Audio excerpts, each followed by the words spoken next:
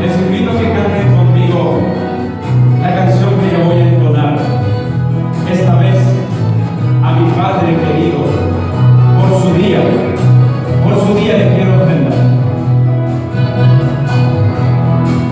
Sé que traigo una pobre poesía, sin sapiencia ni luz singular, pero solo con ella podría abrazarte cantando papá.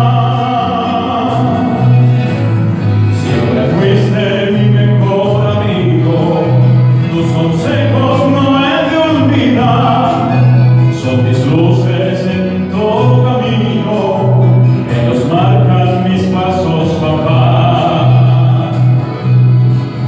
Lo mejor he querido brindarte, qué suerte aún me llega a alcanzar, y tan solo me dejo ofrecerte con mi abrazo, mi canto papá.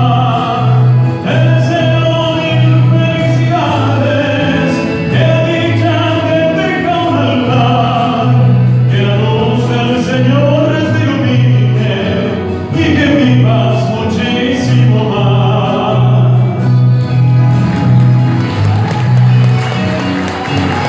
Diego Roble, los firmes tabanes no lograron turbar tu altivez.